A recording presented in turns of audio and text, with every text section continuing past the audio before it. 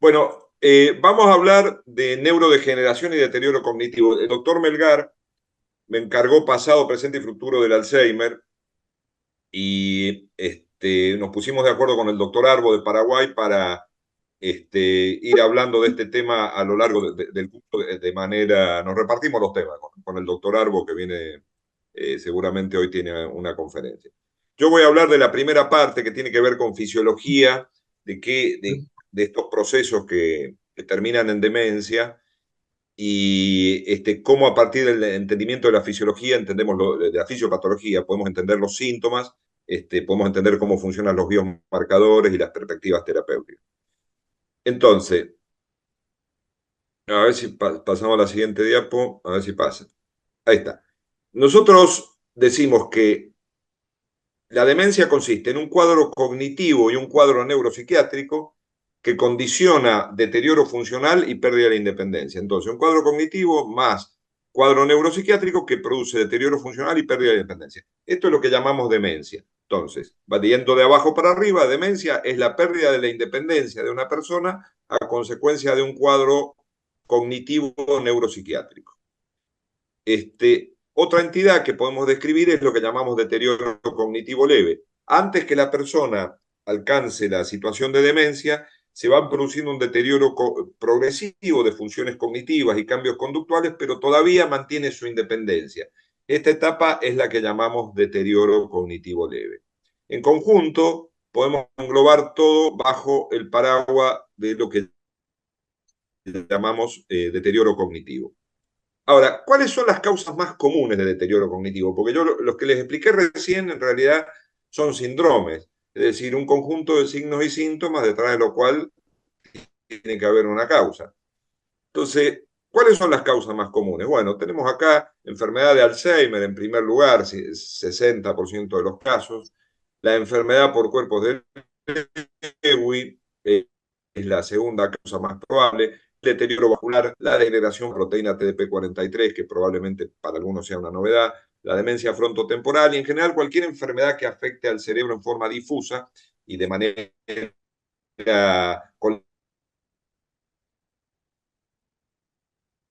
si ustedes se fijan, todas las enfermedades que he mencionado, menos el deterioro cognitivo vascular, son enfermedades neurodegenerativas.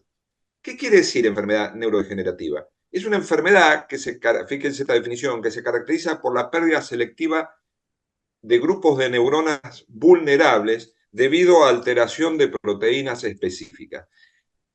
Es alteración de proteínas específicas, es decir, es una enfermedad de las proteínas del cerebro. Las enfermedades neurodegenerativas son enfermedades de las proteínas. ¿Qué les pasa a estas proteínas? Estas proteínas normales sufren algún cambio, se desnaturalizan, algún cambio en su secuencia de aminoácidos, esa es la estructura primaria, o algún cambio quizás en el desplegamiento secundario, terciario, y pierden funcionalidad, dejan de funcionar como deberían funcionar, tienden a aglomerarse y a formar precipitados insolubles que después se ven en el microscopio. Esta alteración genera que la neurona primero no funcione y después muera. Esto es la neurodegeneración. La proteína afectada puede ser la proteína tau, la proteína amiloide, la alfa-sinucleína, distintas proteínas cerebrales que vamos a ir mencionando a lo largo de la charla. Ahora bien, otra característica fundamental de estas entidades es que esta alteración comienza en una neurona o en un grupo de neuronas y se contagia a las neuronas que están conectadas, a las neuronas sanas que están conectadas por vía transsináptica.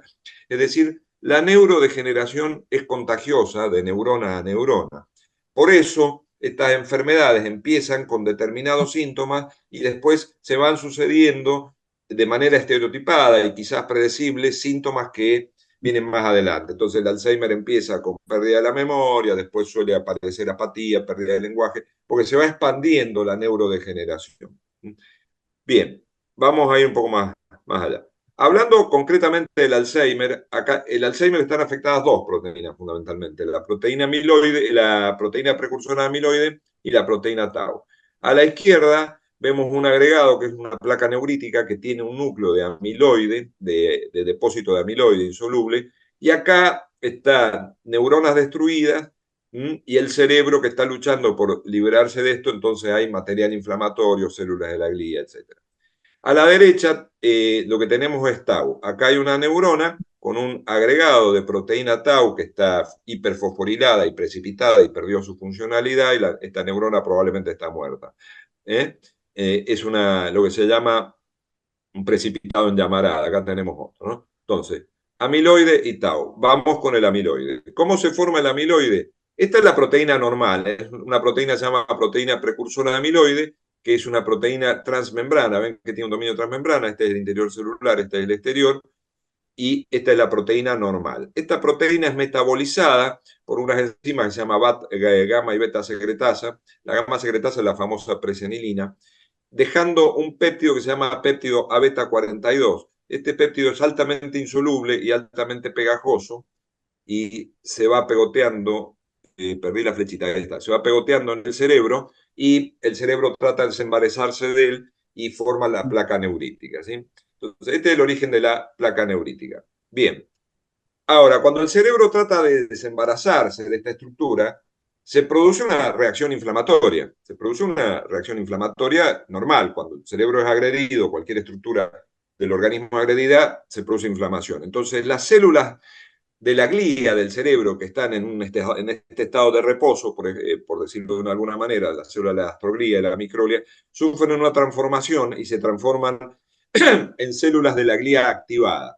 Esto es bueno y es malo, es decir, es bueno que el cerebro se defienda, pero cuando esto se cronifica, el cerebro entra en un estado de neuroinflamación crónica que termina siendo dañino. Estas células empiezan a segregar citoquinas, radicales y superóxido y moléculas que terminan siendo dañinas para el cerebro. Entonces, primer fenómeno que hemos descrito es la agregación del amiloide. Segundo fenómeno que nos va a llevar a la enfermedad de Alzheimer, ¿no? Segundo fenómeno es la neuroinflamación crónica. El tercer problema es tau. Yo voy a tratar de explicarle lo que es tau. Esto es una neurona, un esquema de una neurona. Todo el material fisiológico que produce la neurona, neurotransmisores, etcétera, se producen en el citoplasma del cuerpo neuronal. Pero debe ser transportado largas distancias hasta el lugar donde se van a usar, es decir, en los axones o en las dendritas. Esto se transporta a través de estos microtúbulos que están formados por una proteína que se llama tubulina. Y acá viene tau. ¿Qué tiene que ver tau con esto? Es esto, ¿no? Estos son los microtúbulos y tau actúa manteniendo los microtúbulos unidos de la misma manera. Imagínense ustedes los rieles del ferrocarril. Tau vendría a ser los durmientes, esas maderas que están puestas atravesadas, manteniendo cohesionados los rieles del ferrocarril. Entonces, tau sufre hiperfosforilación, precipita y estos microtúbulos se desnaturalizan y degeneran y el transporte neuronal se perjudica, la neurona deja de funcionar y muere. Y esto precipita como esto que está acá, a ver, acá encontré la flecha, como ovillo neurofibrilar. Entonces, volviendo para atrás, ya tenemos cómo se formó la placa amiloide y el ovillo neurofibrilar, ¿no es cierto? Bueno, entonces la enfermedad de Alzheimer es una enfermedad neurodegenerativa, es una, eh, es una amiloideopatía y es una taupatía, ¿no? Ahora, acá lo que les muestro es que la degeneración de tau, como habíamos mencionado, se transmite de neurona a neurona por vía transsináptica. ¿Qué pasa en el cerebro? Esto es un esquema que ya tiene un tiempo, es el esquema de Brack y Brack de cómo se disemina tau en el cerebro. Empieza acá en una zona que se llama corteza perientorinal, acá probablemente el paciente está asintomático, luego ya ocupa el hipocampo y se empieza a expandir al lóbulo temporal y acá a la zona del cíngulo anterior. Entonces acá el paciente suele tener problemas de memoria, trastornos de memoria reciente, dificultades para evocar, como mencionaba a la abuela en el video que vimos recién, muy lindo video, lo voy a tratar de bajar. Entonces, bueno, como les digo, trastorno de memoria reciente, Y acá empieza la apatía, el paciente empieza a estar desinteresado, desconectado del mundo, ¿no? Entonces, que son los síntomas más frecuentes que el del deterioro cognitivo leve cuando empieza esto. Trastorno de memoria reciente, el paciente cambia el carácter, se pone apático y desinteresado. Luego, Tau se va expandiendo y ya empiezan los demás síntomas. Síndrome disejecutivo, trastornos de orientación, trastornos visoespaciales. Esto es porque la degeneración de Tau, los síntomas correlacionan con la expansión de Tau, no tanto con el amiloide. El amiloide parece un fenómeno desencadenante, pero no hay correlación con los síntomas. Sí correlacionan los síntomas con la expansión de Tau y esta es la manera en que se expande de manera transsináptica a lo largo de todo el cerebro en la enfermedad de Alzheimer. Desde un punto de vista temporal, lo primero que aparece, o por lo menos de acuerdo a las teorías actuales, es el amiloide, la neuroinflamación, después viene Tau. Fíjense que todo acá el paciente está asintomático. Después empieza el deterioro cognitivo leve, en general con memoria, y acá estamos con demencia.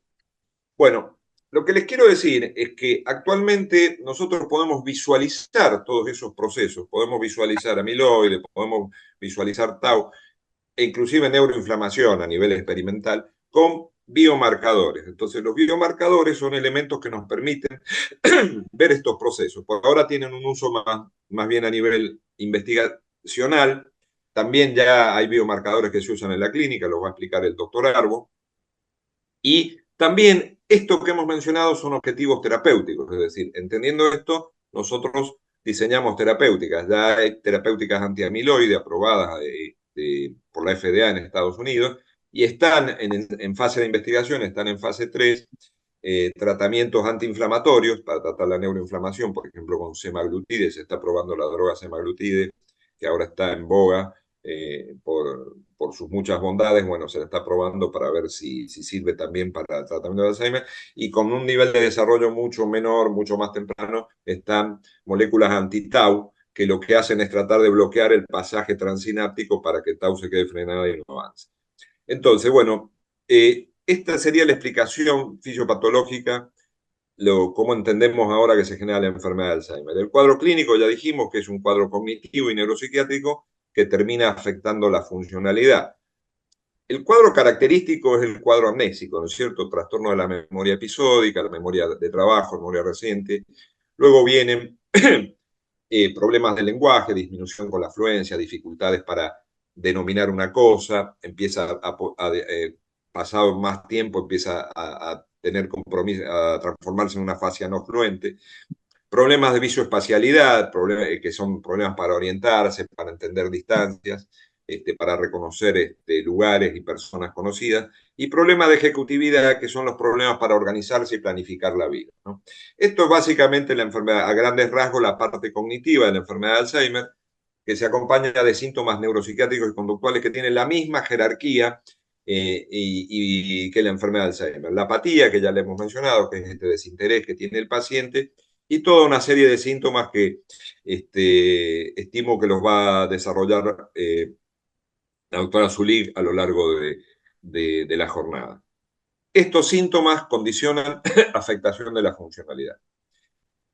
Entonces, ahora bien, hay formas clínicas de la enfermedad de Alzheimer. Yo la que les describí es la forma típica que inicia con deterioro amnésico, la forma típica de la forma amnésica. Pero hay otras variantes de la enfermedad de Alzheimer que antes quizás no se reconocían como enfermedad de Alzheimer. Una variante que empieza con síndrome disejecutivo, una que se puede confundir con otras formas de demencia, una variante afásica que se puede confundir con formas de demencia frontotemporal, diagnóstico diferencial difícil, y una variante visoespacial que es muy interesante, que es lo que llamamos atrofia cortical posterior. Entonces, todos estos son distintas formas de la enfermedad de Alzheimer. El Alzheimer clásico que conocemos es pero sepan que puede haber otras presentaciones. Entonces, como les dije, la enfermedad empieza acá, en la corteza perientorinal y el hipocampo, y se va expandiendo hacia afuera, ¿no? Entonces, acá tenemos trastorno de memoria reciente o memoria autobiográfica, como la llaman los psicólogos. A ver, acá. Y se va expandiendo, acá podemos tener problemas de lenguaje, acá esto va parietal, hay trastornos de orientación, acá funciones ejecutivas, acá trastornos visoespaciales. Pero a veces puede empezar acá atrás. En vez de empezar ahí donde les mencioné, en el hipocampo, la enfermedad de Alzheimer empieza acá atrás. Entonces, estos pacientes, por supuesto que son muy raros, en vez de empezar con trastorno de memoria, empiezan con trastornos de visoespacialidad, no reconocer objetos, no ver bien las distancias, una especie de dificultad visual pero de origen cortical. Típicamente estos pacientes van de oculista en oculista, que les dice el oculista está todo bien, le cambia los anteojos, etcétera, pero el síntoma no mejora hasta que, bueno, alguien se aviva de que esto es una atrofia cortical posterior, que es una variante de Alzheimer, donde simplemente tau, en vez de empezar en la zona del hipocampo, empieza en estas áreas posteriores, área occipital, conexiones occipitotemporales y occipitoparietales. Después, bueno, esto nada más para mostrarle, ay Dios, la flechita, esta zona que es el área del cíngulo, ¿no? Que tiene que ver con, la generación el impulso, la voluntad. Entonces los pacientes suelen estar afectados ahí y tienen mucha apatía los pacientes de inicio de enfermedad de Alzheimer. Bueno, terminamos con la enfermedad de Alzheimer, con esta parte de fisiopatología. Vamos a hablar los mismos conceptos, pero para la segunda causa de demencia, que es la enfermedad por cuerpo de Lewy. La enfermedad por cuerpo de Lewy es otra enfermedad neurodegenerativa, pero no es una enfermedad, no es una taupatía ni es una enfermedad producida por degeneración de la proteína precursora de amiloide. Es una enfermedad producida por desnaturalización, pérdida de función y precipitación de una proteína que se llama alfa-sinucleína. Es una alfa-sinucleinopatía. Entonces, la enfermedad por cuerpo de Lewy es una alfa-sinucleinopatía que tiene dos maneras de expresiones clínicas. La enfermedad de Parkinson motora tradicional que todos conocemos y la demencia por cuerpos de Lewy. En realidad, estas dos entidades clínicas son dos expresiones clínicas, dos expresiones fenotípicas de una alfa-sinucleinopatía, de una enfermedad única, por así decirlo, que es la enfermedad por cuerpos de Lewy. Vamos a avanzar un poquito. Acá tenemos una neurona y esto es una inclusión por cuerpo de Lewy. Esto es alfa-sinucleína precipitada que forma este material insoluble eosinófilo intraneuronal. ¿Qué pasa con estos cuerpos de Lewy? Curiosamente, esta enfermedad aparentemente aparece en las células mientéricas de los plexos mientéricos del intestino y se va diseminando a lo largo de años hacia arriba, de la manera que les expliqué, por vía transináptica, a través del nervio vago. Fíjense que hace muchos años, cuando no existían los medicamentos que hay ahora para el tratamiento de la úlcera gástrica, se hacía una operación que se llamaba vagotomía, que era cortar el nervio vago como tratamiento de la úlcera. Se sabe, las personas que fueron sometidas a vagotomía tienen mucho menos incidencia de Parkinson y de demencia por cuerpos de Lewy, porque le cortaron la vía de transmisión de la enfermedad. Pero bueno, eso es una anécdota. Lo que les quiero decir, viene por vía ascendente la neurodegeneración, la alfa-sinucleinopatía, y primero se instala acá, en esta zona del tronco cerebral, y durante muchos años el paciente tiene síntomas, lo que llamamos síntomas prodrómicos. Empezó con constipación por la afectación del plexo mientérico, lo que pasa es que la constipación es tan común en los ancianos que tiene poco valor clínico para hacer un diagnóstico de estas características. Pero cuando se instala en la zona del tronco encefálico, ya el paciente empieza a tener algunos síntomas más característicos. Se habla de pérdida de la olfacción por afectación del bulbo olfatorio. Yo, honestamente, mucho no lo he encontrado a eso. Y acá, como está el hipotálamo, se producen fenómenos de inestabilidad hemodinámica, aumento de las caídas, los pacientes empiezan a tener caídas a repetición, y un trastorno muy característico que es el trastorno del sueño REM. ¿En qué consiste el trastorno del sueño REM? Nosotros cuando dormimos tenemos una etapa en la que soñamos, pero para no protagonizar nuestros sueños, el cerebro tiene un mecanismo, nuestro sistema nervioso tiene un mecanismo que se llama atonía del sueño REM. Los músculos están desconectados, por así decirlo, de nuestros impulsos, de nuestras acciones. Entonces, bueno, podemos soñar que le pegamos una piña a alguien o que salimos corriendo, pero eso no ocurre mientras estamos durmiendo. Bueno, los pacientes con esta alfa-sinucleinopatía tienen lo que se llama pérdida de atonía del sueño REM y empiezan a tener entonces sueños vívidos, empiezan a protagonizar sus sueños, empiezan a pegar patadas, a pegar gritos, a levantarse. Después el paciente no sabe que estaba dormido, la que nos cuenta es la persona que duerme con el paciente, ¿no? Entonces este problema que se llama la pérdida de atonía del sueño REM es una alfa-sinucleinopatía. Nosotros podemos verla desde dos puntos de vista. Podemos verla desde el punto de vista del paciente que ya tiene Parkinson o demencia por cuerpo de Lewy y ver si ya tiene instalado esto. O a veces el paciente se nos presenta, nos viene al consultorio por este síntoma, digamos, por un síntoma prodrómico, un síntoma previo a lo que viene después. Bueno, esto se trata con sinergistas de la dopa, ¿no? Con agonistas dopaminérgicos, y en muchos de estos pacientes que hoy se presentan con trastorno del sueño REM, con los años van a desarrollar o Parkinson o demencia por cuerpos de Lewy.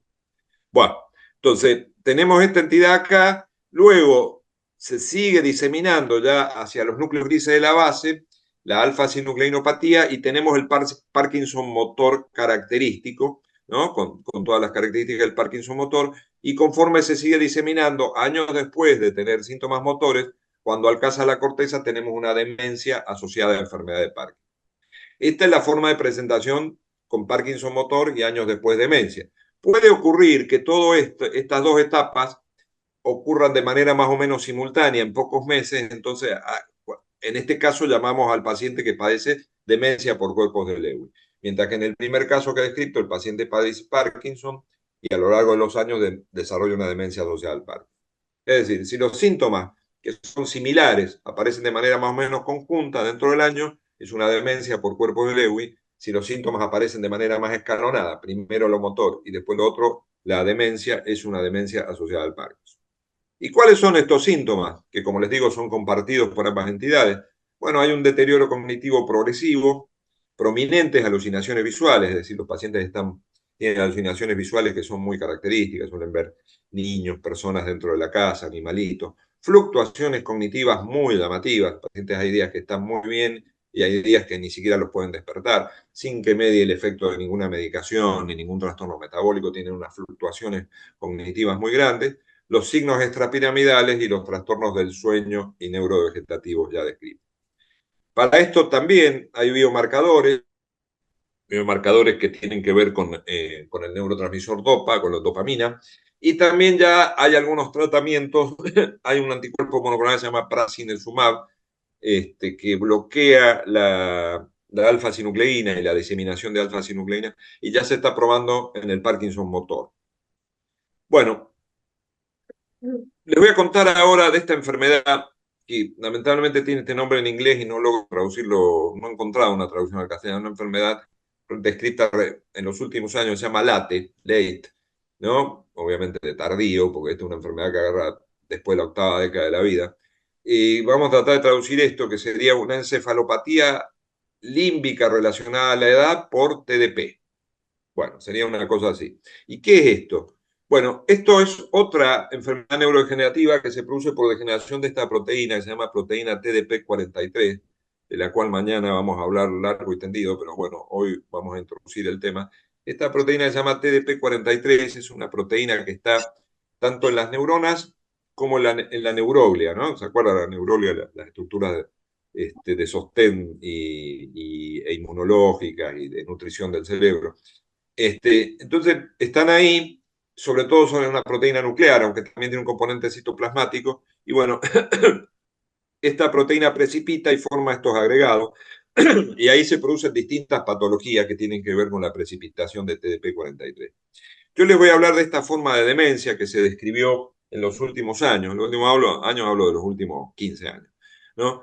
Que donde la precipitación de TP43 empieza en esta estructura que se llama amígdala, después se disemina hacia la zona perientorinal, al hipocampo, después empieza a abarcar el lóbulo temporal, afecta a la ínsula, en general afecta a estructuras límbicas. Esta forma de demencia se llama late, o late, como lo han leído, o demencia por TDP43,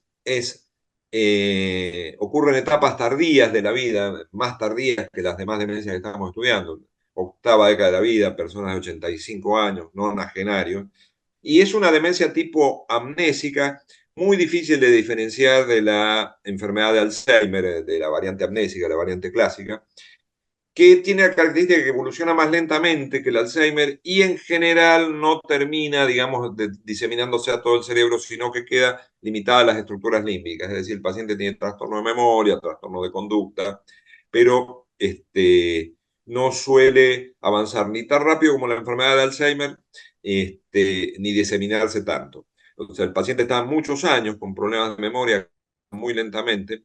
Clínicamente, como les digo, es muy difícil diferenciarla de la enfermedad de Alzheimer.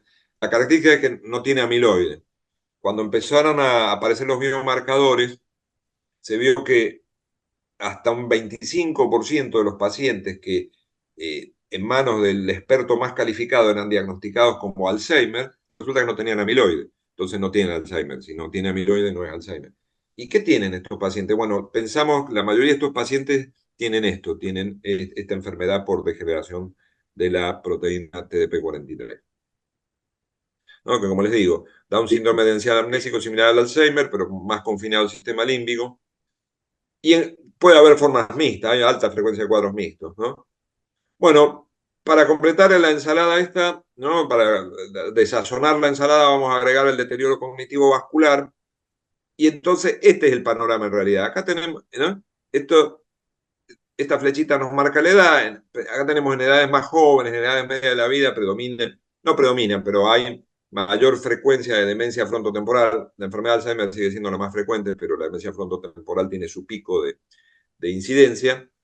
Pero después, a medida que avanza la edad, en realidad los pacientes tienen un poco de todo. Predomina un cuadro, pero terminan teniendo un poco de todo. Entonces, los pacientes tienen histología de Alzheimer, tienen lesiones vasculares, algunos comparten además histología de Lewy y de TDP43, es decir, pueden tener dos, tres o cuatro de estas variantes, de estas alteraciones que les he mencionado, y eso es lo que nos da el fenotipo clínico. Lo que llamamos demencia mixta es la combinación de dos o tres o más de estas histologías de una manera equilibrada, por así decirlo. Si no, bueno, domina el fenotipo clínico, cuál será la histopatología que predomine. No sé si me explico, pero conforme avanza la edad, eh, el panorama, ¿no? En octogenarios, nonagenarios, el panorama se acerca más a esto que a cuadros puros, a cuadros de demencias puras como las que le describí previamente.